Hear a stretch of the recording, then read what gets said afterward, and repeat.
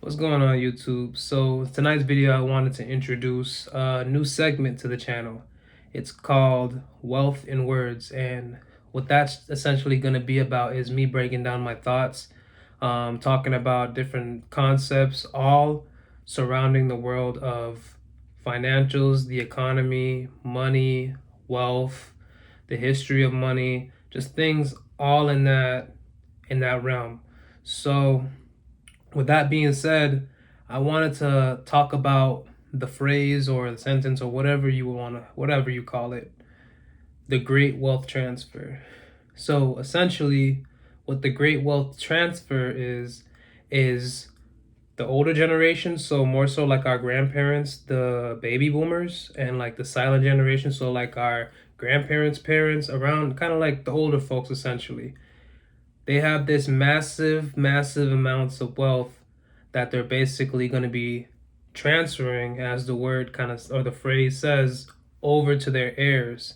And their heirs are more so like us. I mean, not us, but obviously the people who come from old money, the people who are owning these older businesses, the infrastructure of essentially America. So those are your boring businesses. Those are your HVAC businesses. Those are your ironworking businesses.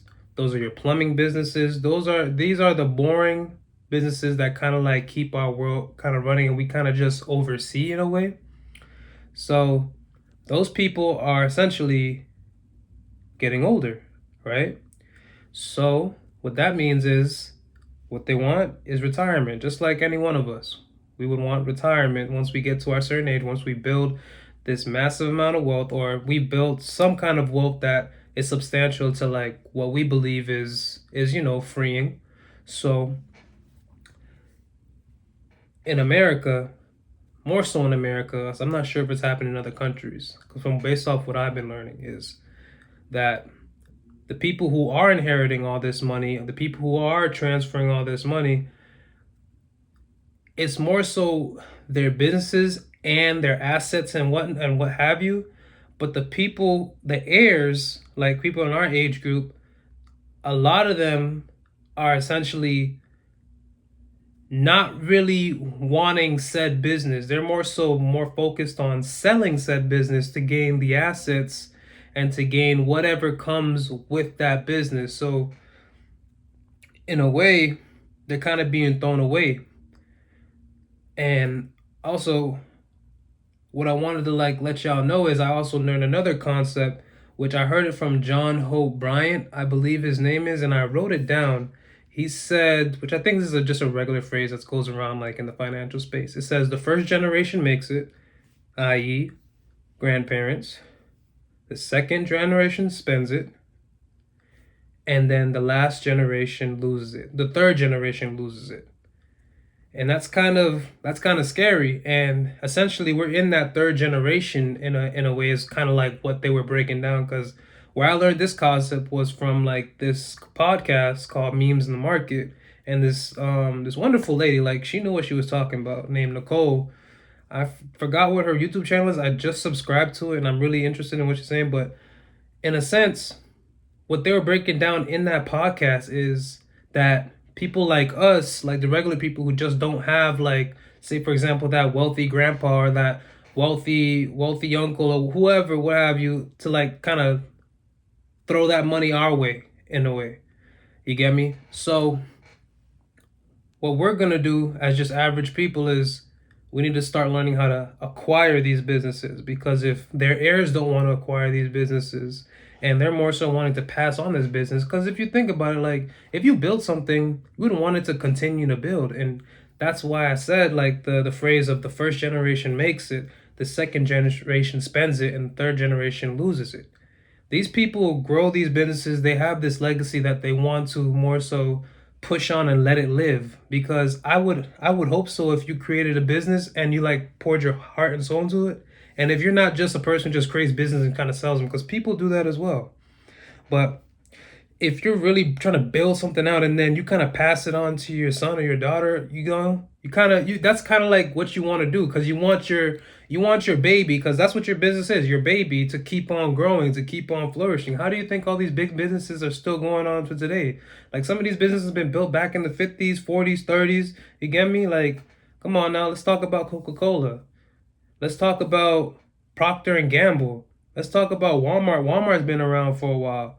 These people are creating generational wealth, you guys. But there's a lot of people with these smaller businesses, these businesses that are, remember again, I said the boring businesses, that these people are kind of like tired. They're done, you know? And the people who are supposed to inherit them, they just kind of like, it's okay. So they're gonna collect the bread, and I'm not saying the majority, but this is kind of like what the narrative is around right now.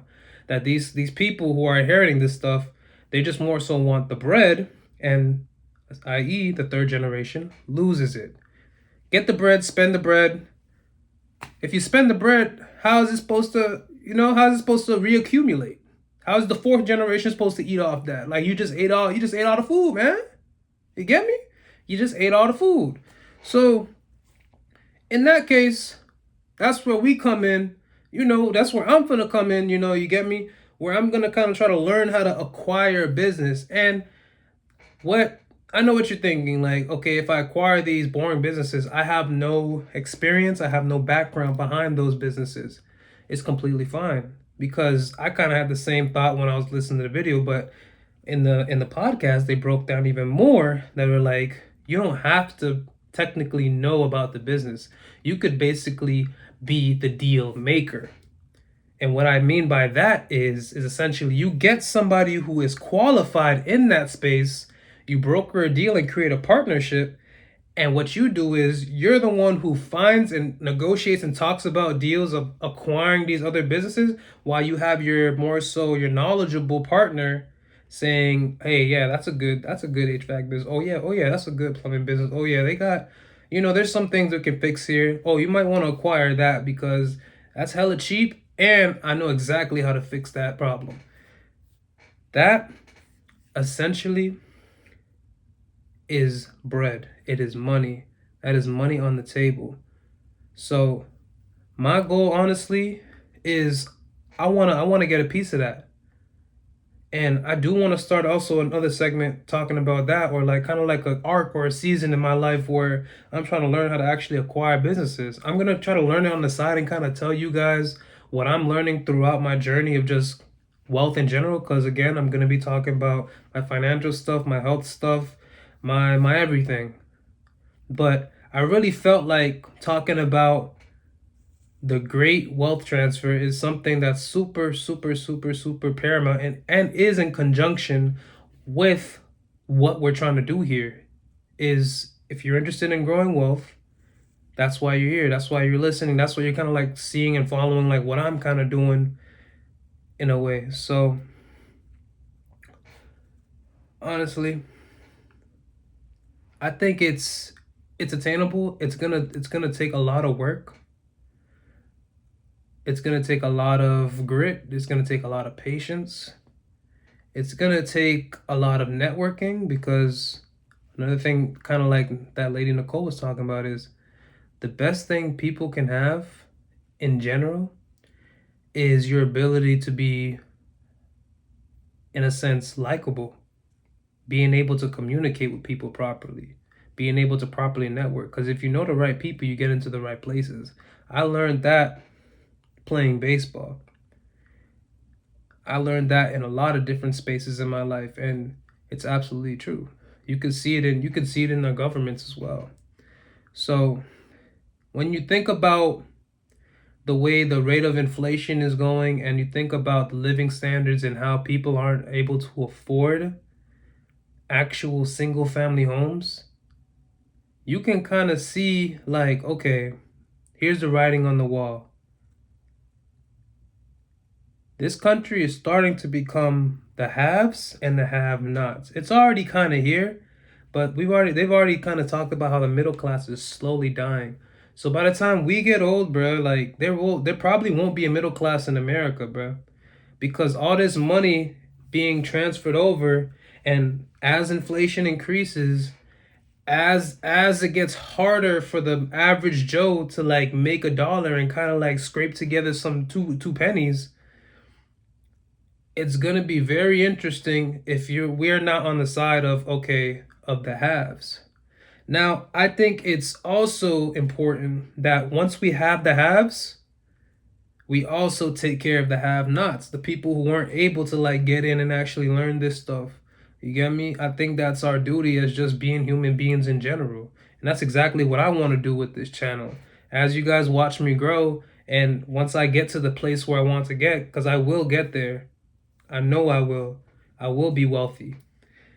I'm going to make sure to take care of people who basically didn't have that opportunity, or just who weren't even in the world, because you have children. Obviously you're gonna keep having babies coming, and like they have no control over that. I can't tell no baby go invest, or like unconceived child to go invest. Like, you get me? Like, they're gonna be in a world that's gonna be crazy, and I want my child to make sure that they're okay and they're good, and I want to show them like, hey bro, we may have this stuff, we may have learned this stuff, but I need you to learn how to keep this stuff, because this is paramount. This is important. This is what's gonna keep us afloat.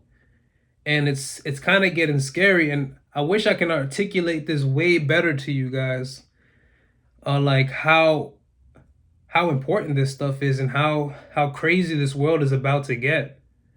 Like, if you're watching this and you're just a regular average Joe, I know you're feeling it now.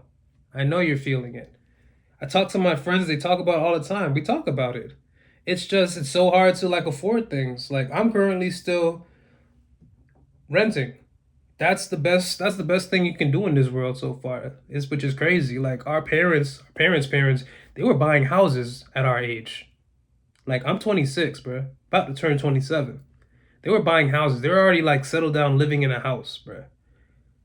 Me, I'm in an apartment with my homie. Like, I'm just trying to save bread, stack up bread so I can get to where I want to be, and then find my lady, have my children, build my business, do all the things I kind of want to do in life. But this is kind of the reality we live in, and I just think we should adjust to it. I think we need to adjust to it, because the people that are up here, the 1%, the 0.01%, them folks is not worried about you. Them folks is not worried about me. And it's gonna be very interesting, because there's something in history that was told in that podcast. They say that usually in history there's never been a time where there essentially was there a middle class, where there was an opportunity for the lower class, or the opportunity for the lower class trying to get up to the higher class. Usually how that game goes is, and my bad, I think I misspoke. There was a middle class, but usually when the lower class tries to get to the upper class, usually get kicked in the face. Is basically how she like put it. It's like, usually get kicked in the face. Like, oh yeah, try it. Try coming up here. So it wasn't really easy. It was really hard, and you can even see it on like investing, because think about it. Back in the, maybe like in the when was it, the 40s, the 20s, or the 60s, bro? Like, you and me, we weren't gonna be able to just go pick out and go out to get a brokerage account and just say, hey, I just want to invest into Apple. I want to go invest into, I want to go get invest. I mean, back then, I guess Ford or something, like whatever, Andrew Carnegie or all those big millionaires back then were business they own. We weren't able to like just open a brokerage account like that. Like, you had to have a significant amount of wealth. You had to be a part of the nose. You had to be a part of the people who had the money in America to even like think of trying to get into a brokerage account and trying to multiply your money. This time right now is the most craziest time, the most opportunistic time, not craziest, the most opportunistic time to be able to try to create wealth and get out of that socio economic position that we're in, if that's the right word that I'm using. But basically the class that we're in, that's the word I'm trying to use, the class that we're in. You get me? And there's nothing wrong with trying to be an average person. That's not what I'm saying, but I personally more so want more out of life, bro. Like I want to experience more, and it's sad to say, but to experience more in this life, you got to have some kind of capital. And I'm honestly, that's my goal, bro. Like I need to acquire that. I need to have that. I need to have my family. I need to have my family experience those things as well, because I can't even imagine half the things that are in this world that I've never seen before. I'm sure there's a lot of people, little silent millionaires, silent billionaires, that are experiencing things I probably would never experience just sitting in my house when I was living in Florida, or sitting in this house right now living in Kansas, bro. So, with that being said, y'all, keep that in mind. Think about it. Kind of like look up what the great wealth transfer is, because I don't know if I touched on everything and I was basically able to give you everything that you're needing to know about this. And I'll probably talk about it more in the future.